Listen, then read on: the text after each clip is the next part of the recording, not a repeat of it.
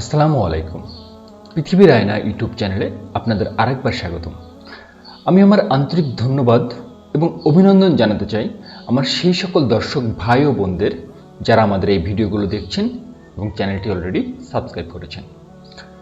হযরত খালিদ বিন ওয়ালিদ রাদিয়াল্লাহু তাআলা আনহু এর জীবনে ঘটে যাওয়া কিছু ঘটনা আমরা বর্ণনা করছি।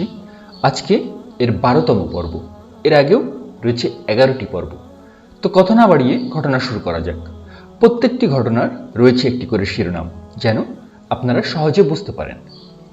খালিদ ও রুমের আমির।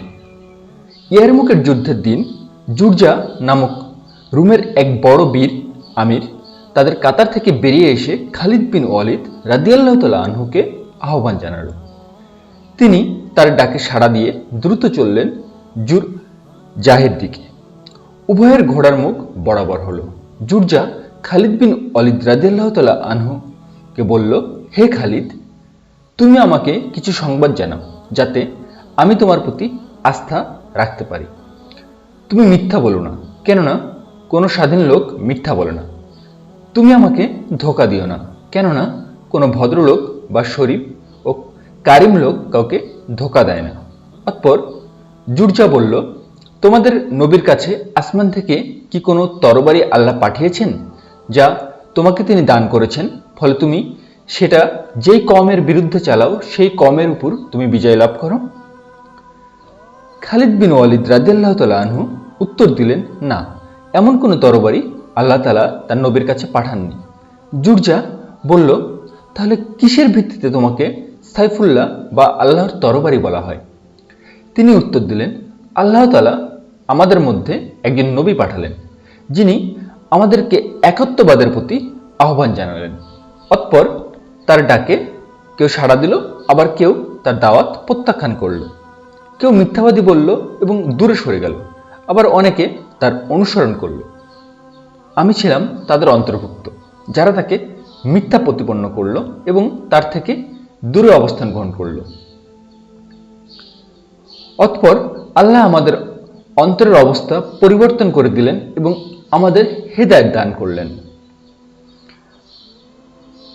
দেখুন, খালিদ বিন ওয়ালিদ রাদিয়াল্লাহু তাআলা আনহু প্রথম দিকে কিন্তু ইসলাম গ্রহণ করেননি। তিনি ছিলেন ইসলামের একজন শত্রু এবং তিনি এখানে অকপটে স্বীকার করছেন যে আল্লাহ তাআলা তাদের অন্তরের অবস্থা পরিবর্তন করে দিয়েছেন এবং তাদেরকে হেদায়েত দান করেছেন। অর্থাৎ তারা যে ইসলামের পতাকা তলে এসেছে, ইসলাম ধর্ম গ্রহণ করেছে, এটাকে খালিদ বিন ওয়ালিদ রাদিয়াল্লাহু তাআলা আনহু হেদায়েত বলে মনে করছেন। এরপর তিনি বললেন, আমরা তার অনুসারী ও ভক্তবৃন্দে পরিণত হলাম। ফলে একদিন তিনি আমাকে বললেন, হে খালিদ, তুমি হলে আল্লাহর উন্মুক্ত তরবারি, যা তিনি কাফেরদের জন্য কোষমুক্ত করেছেন। এরপর আমার জন্য তিনি সাহায্যপ্রাপ্ত হওয়ার দোয়া করলেন। তারপর থেকে আমাকে বলা হয় সাইফুল্লাহ বা আল্লাহর তরবারি। অর্থাৎ সাইফুল্লাহ বা আল্লাহর তরবারি, এই যে উপাধিটা, এটা হযরত মুহাম্মদ সাল্লাল্লাহু আলাইহি ওয়াসাল্লাম খালিদ বিন ওয়ালিদ রাদিয়াল্লাহু তাআলা আনহুকে দিয়েছেন এবং তার জন্য কিন্তু দোয়া করেছেন আল্লাহর কাছে যেন তিনি সাহায্যপ্রাপ্ত হয়। দীর্ঘ কথোপকথনের পর জুরজা বলল, হে খালিদ, তুমি কিসের দিকে আমাকে ডাকছো? তিনি বললেন, একত্ববাদের কালিমা তথা আল্লাহ ছাড়া আর কোনো মাবুদ নাই এবং হযরত মুহাম্মদ সাল্লাল্লাহু আলাইহি ওয়াসাল্লাম তার বান্দা ও রাসূল। জুররা বলল, এতে সাড়া না দিলে তার কি করণীয়? খালিদ বিন ওয়ালিদ রাদিয়াল্লাহু তাআলা আনহু বললেন, সে জিজিয়া কর দিয়ে আমাদের নিকট জিম্মি হয়ে থাকবে। জুরজা বলল, যদি না দেয় তাহলে? তিনি উত্তর দিলেন, আমরা তাকে যুদ্ধের আহ্বান করি এবং তার সাথে লড়াই করি। জুরজা বলল, কেউ যদি তোমাদের প্রথম কথায় সাড়া দেয় তাহলে তার অবস্থান কোথায়? খালিদ বিন ওয়ালিদ রাদিয়াল্লাহু তাআলা আনহু বললেন, আল্লাহ তাআলা যেসব কাজ ফরজ করেছেন সেসবের মাঝে আমাদের প্রত্যেকের দায়িত্ব সমান। জুরজা হলো রুমের একজন আমির, তার সাথে খালিদের কথোপকথন চলছে। মানে যুদ্ধের কিছু নিয়মকানুন রয়েছে, অবভিয়াসলি এখানে কিছু বাধ্যবাধকতা থাকবে, তো সেরকমই একটা কিছু আমরা দেখছি যে যখন দুজনের কথোপকথন হচ্ছে তখন কিন্তু একজন আরেকজনের সত্য সম্পর্কে জানছেন। ইভেন জুরজা কিন্তু খালিদ বিন ওয়ালিদ রাদিয়াল্লাহু তাআলাকে যখন জিজ্ঞেস করেছেন যে কেন তোমাকে আল্লাহর তরবারি বলা হয়, কিংবা কেন তুমি এখানে এসেছো, কি হয়েছে, তার সম্পর্কে যে কথাগুলো, সেই সম্পর্কে উনি যখন জানতে চাচ্ছেন তাকে কিন্তু সঠিক উত্তর দেওয়া হচ্ছে। এবং পরবর্তীতে তাকে বলা হচ্ছে যে তুমি যদি আল্লাহর ডাকে সাড়া দাও, অর্থাৎ আল্লাহকে এবং তার রাসূল হযরত মুহাম্মদ সাল্লাল্লাহু আলাইহি সাল্লামকে তার বান্দা ও রাসূল হিসেবে তুমি স্বীকার করে নাও, তাহলে আমরা মুসলমানরা যেসব দায়িত্ব পালন করি, ফরজ যেসব দায়িত্ব পালন করি, তোমার জন্য একই বিধান।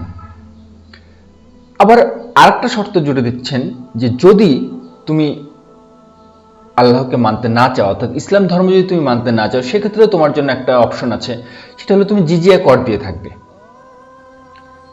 আর যদি এই দুইটার একটাও না করো তাহলে তোমার সাথে আমরা যুদ্ধ করব।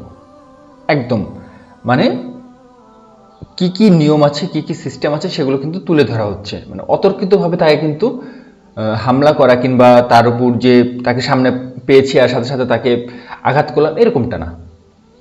আচ্ছা, অর্থাৎ নতুন পুরাতন, ধনী গরিব, ফরজ কাজে সবাই সমান, অর্থাৎ ইসলামের সবাই সমান। যারা নতুন আগে থেকে ইসলাম ধর্ম পালন করছে তাদের জন্য যে নিয়ম, তুমি যদি নতুনভাবে ইসলাম ধর্ম গ্রহণ করো তাহলে তোমার জন্য সেম নিয়ম, মানে একই নিয়ম। যা বলল, আজ যে তোমাদের সাথে নতুনভাবে যোগ দিবে সে কি তোমাদের সমান সওয়াব পাবে? এখানে দেখুন জুরজার যে প্রশ্নগুলো, সেগুলো কিন্তু মানে সে জানার জন্য জিজ্ঞাসা করছে যে যা অনেকে তো আগে থেকে ইসলাম পালন করছে, তাহলে আজকে যে তোমাদের সাথে নতুনভাবে যোগ দিবে সে কি তোমাদের সমান সওয়াব পাবে কিনা, এটা তার প্রশ্ন খালিদ বিন ওয়ালিদ রাদিয়াল্লাহু তাআলা আনহুর কাছে। এই প্রশ্ন শুনে খালিদ বিন ওয়ালিদ রাদিয়াল্লাহু তাআলা আনহু উত্তর দিচ্ছেন, অবশ্যই। অতঃপর জুরজা বলল, তুমি আমাকে সত্যি কথা বলেছ, কোনো ধোঁকা দাওনি, অতএব আমি তোমার দলে যোগ দিলাম। নিঃসন্দেহে সেখানে খালিদ বিন ওয়ালিদ রাদিয়াল্লাহু তাআলা শক্তিশালী ছিলেন, কারণ উনি এমন এক যোদ্ধা যিনি কখনোই মানে ইসলাম ধর্মে আসার পরে তিনি যে যুদ্ধই পরিচালনা করেছেন সেখানে তিনি জয়লাভ করেছেন। এবং রুমের যে আমির, তিনিও তাকে এই বলে সম্বোধন করছেন যে তোমার কাছে কি আল্লাহর এমন কোনো তরবারি আছে যে যেটার ফলে তুমি যেখানেই যুদ্ধ করো সেখানেই জয়লাভ করো? তো তার সাথে সে জুরজা খালিদ বিন ওয়ালিদ রাদিয়াল্লাহুর সাথে সুন্দরভাবে কথোপকথন করলেন এবং পরবর্তীতে ইসলাম ধর্ম গ্রহণ করলেন, কারণ তিনি দেখলেন যে খালিদ বিন ওয়ালিদ রাদিয়াল্লাহু তাআলা আনহু তাকে সকল সত্য কথার উত্তর দিয়েছেন, তাকে কোনো ধোঁকা দেয়নি। আলহামদুলিল্লাহ, আমরা রক্ত খেতে এসেছি। ইয়ারমুকের যুদ্ধের দিন রুম সেনাপতি মহান খালিদ বিন ওয়ালিদ রাদিয়াল্লাহু তাআলা আনহু এর বের হওয়ার অপেক্ষায় ছিল। অতঃপর তিনি বের হলে মহান তাকে ঘোড়ায় আরোহিত দেখতে পেল, বাস্তবে যেন এক সিংহ শাবককে ঘোড়ায় উপবিষ্ট দেখছেন। মহান তার নিকট খুব ধীর গতিতে অগ্রসর হয়ে তিরস্কার করে বলল, হে খালেদ, তোমাদের দেশে নাকি দুর্ভিক্ষ চলছে, ফলে তোমরা আমাদের সাথে যুদ্ধ করে কিছু সম্পদ অর্জন করতে এসেছ। তো চলো, আমার সাথে তোমাদের প্রত্যেককেই 10টি করে স্বর্ণমুদ্রা এবং কিছু খাদ্যবস্ত্র দিয়ে দিচ্ছি, সেগুলো নিয়ে দেশে ফিরে যাও। আগামী বছর আবার এসো, এভাবেই কিছু দিয়ে দিব। রুম সেনাপতি মহান খালিদ বিন ওয়ালিদ রাদিয়াল্লাহু তাআলা আনহুকে এরকম অফার করছে, মানে একটা তাচ্ছিল্যের মতো বিষয় যে হে খালিদ, তোমার দেশে নাকি দুর্ভিক্ষ চলছে, তুমি নাকি খাবার পাও না, সেই জন্য নাকি তোমরা আমাদের সাথে যুদ্ধ করতে এসেছো। তাহলে যুদ্ধ করার দরকার নেই, আমি তোমরা যারা এসেছো আমি তোমাদেরকে 10টি করে স্বর্ণমুদ্রা দিয়ে দিচ্ছি, কিছু খাদ্যদ্রব্য দিচ্ছি, এগুলো নিয়ে তোমরা দেশে ফিরে যাও, পরের বছর আবার এসো, আবার দিব। মানে এরকম কথা বলছে যে রুম সেনাপতি মহানের ধারণা যে তাদের ঘরে খাবার দাবার নেই, এই জন্যই হয়তো তারা যুদ্ধ করতে এসেছে। তো এসব শুনে আরব বীর খালিদ বিন ওয়ালিদ রাদিয়াল্লাহু তাআলা আনহু পূর্ণ মর্যাদা এবং আভিজাত্য নিয়ে বললেন, আরে ভীতু কাপুরুষরা, আমাদের সাথে মশকারি? শুন, আমরা তো এসেছি তোদের রক্ত খেতে, আমরা তো রক্ত খেকো মানুষ, আর আমরা শুনেছি যে সবচেয়ে সুস্বাদু রক্ত নাকি রুমিদের রক্ত, তাই তোদের রক্ত আমাদের খুব প্রয়োজন। মানে যুদ্ধের মাঠে কিন্তু একটা জিনিস লক্ষণীয়, সেটা হলো যে আপনি যদি প্রতিপক্ষকে ভয় পাইয়ে দেন, এটা একটা কৌশল যে প্রতিপক্ষকে ভয় পাইয়ে দিতে হবে।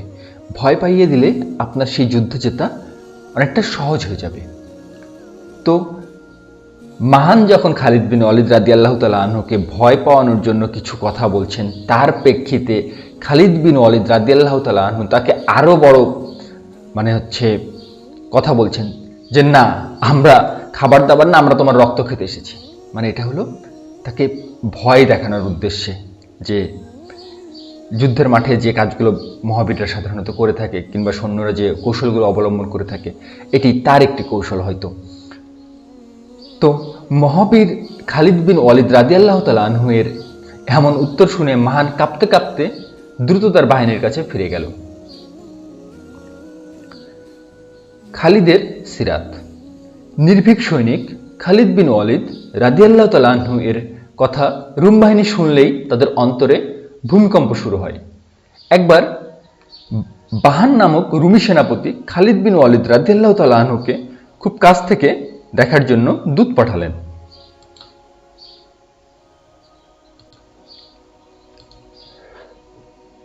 দূতের সাথে খালিদ বিন ওয়ালিদ রাদিয়াল্লাহু তাআলা আনহু ও তার বন্ধুবর হারেস ইবনে আজদি চললেন। দুজন বাহানের নিকটবর্তী হলে তার তর্জুমান ও প্রতিনিধি জিজ্ঞাসা করল যে তোমাদের মধ্যে কে খালিদ? খালিদ বিন ওয়ালিদ রাদিয়াল্লাহু তাআলা আনহু উত্তর দিলেন, আমি। প্রতিনিধি বলল, আপনি একা চলুন এবং আপনার সাথীকে ফিরে যেতে বলুন। খালিদ বিন ওয়ালিদ রাদিয়াল্লাহু তাআলা আনহু বললেন, সে তো আমার ঘনিষ্ঠ লোক, তাকে ছাড়া তো আমি যেতে পারি না। তর্জুমান বলল, তাহলে হারেসকে তার তরবারি রেখে যেতে বলুন। খালিদ বিন ওয়ালিদ রাদিয়াল্লাহু তাআলা আনহু বললেন, সে কখনোই তার গর্দান থেকে তরবারি নামায় না। অর্থাৎ খালিদ বিন ওয়ালিদ রাদিয়াল্লাহু তাআলা আনহুকে বলা হচ্ছে, আপনার সাথে যে আরেকজন আছেন তাকে রেখে যান, আপনি একাই চলুন। কিন্তু খালিদ বিন ওয়ালিদ রাদিয়াল্লাহু তাআলা প্রত্যুত্তরে বলছেন যে সে তো আমার ঘনিষ্ঠ লোক, তাকে নিয়ে যেতে হবে এমন কিছু। তখন সেই প্রতিনিধি শর্ত দিচ্ছেন যে তাহলে তার তরবারি নামিয়ে রাখতে বলুন। তো খালিদ বিন ওয়ালিদ রাদিয়াল্লাহু তাআলা আনহু বলছেন, সে কখনোই তার গর্দান থেকে তরবারি নামায় না। মানে তার সাথে যিনি আছেন তাকে কিভাবে মর্যাদা দিয়ে কথা বলতে হয়, কিভাবে সম্মান করতে হয়, এটাও কিন্তু আমরা এখান থেকে শিখতে পারি। এসব কথা শুনে তর্জুমান বলল, তাহলে এসব কথা নিয়ে সে বাহানের কাছে যাবে এবং তার কাছে এই সকল কথা পৌঁছে দিল, যে খালিদ বিন ওয়ালিদ রাদিয়াল্লাহু তাআলা আনহু কি ধরনের কথা বলেছেন এগুলো সে বাহানের কাছে পৌঁছে দিল। বাহান বলল, ঠিক আছে, অস্ত্রসহ তাদের আসতে দাও। অতঃপর খালিদ বিন ওয়ালিদ রাদিয়াল্লাহু তাআলা আনহু বাহানের নিকট প্রবেশ করলে বাহান তাকে স্বাগতম জানায়। অতঃপর বাহান খালিদ বিন ওয়ালিদ রাদিয়াল্লাহু তাআলা আনহুকে বলল, আপনি নিশ্চয় আরবের কোনো সম্ভ্রান্ত ও অভিজাত বংশের সন্তান হবেন। খালিদ বিন ওয়ালিদ রাদিয়াল্লাহু তাআলা আনহু অত্যন্ত নম্রভাবে বললেন, ব্যক্তির আভিজাত্য তো হলো তার ধর্ম। আমরা অনেক সুন্দর একটা জিনিস জানলাম খালিদ বিন ওয়ালিদ রাদিয়াল্লাহু তাআলা আনহু এর কাছ থেকে, যে খালিদ বিন ওয়ালিদ রাদিয়াল্লাহু তাআলা আনহুকে যখন সম্বোধন করা হচ্ছে যে আপনি নিশ্চয়ই কোনো সম্ভ্রান্ত ও অভিজাত বংশের সন্তান হবেন, তো এই কথা শুনে খালিদ বিন ওয়ালিদ রাদিয়াল্লাহু তাআলা আনহু বলছেন, আভিজাত্য হলো তার ধর্ম। অর্থাৎ ধর্মকে ইনি সেখানে আভিজাত্য বলছেন। সেই সাথে তিনি আরো যোগ করেন, যার ধর্ম নেই তার কোনো আভিজাত্যও নেই। অর্থাৎ আমরা নিজেরা যদি আভিজাত্যের কথা বলতে চাই, সেক্ষেত্রে আমাদের একটি ধর্ম থাকতে হবে। যদি আমাদের ধর্ম না থাকে তাহলে কিন্তু আমাদের কোনো আভিজাত্য নেই, এটাই বাস্তবতা। এমনিভাবে পরিণামের দিক থেকে সর্বোত্তম বীরত্ব ও সাহসিকতা হলো তা যা প্রকাশ পায় আল্লাহর আনুগত্যের জন্য। তিনি ধর্মকে আভিজাত্য বললেন এবং তার সাথে আরো যোগ করলেন যে পরিণামের দিক থেকে সর্বোত্তম বীরত্ব ও সাহসিকতা হচ্ছে সেটাই যা আল্লাহর আনুগত্যের জন্য। অর্থাৎ আল্লাহর আনুগত্যের জন্য যদি আপনি কিছু যা করছেন, সেটা হলো পরিণামের দিক থেকে সর্বোত্তম বীরত্ব ও সাহসিকতা। খুব সুন্দর এবং চমৎকার কথা। তার এমন সব বক্তব্যে বাহান কিং কর্তব্য বিমূঢ় হলো এবং খালিদ বিন ওয়ালিদ রাদিয়াল্লাহু তাআলা আনহু এর সিরাত ও সুরাত সবকিছু তাকে খুব প্রভাবিত করলো।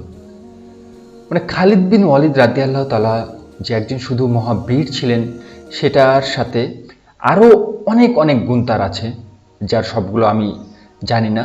আর আমার মতো মানে এত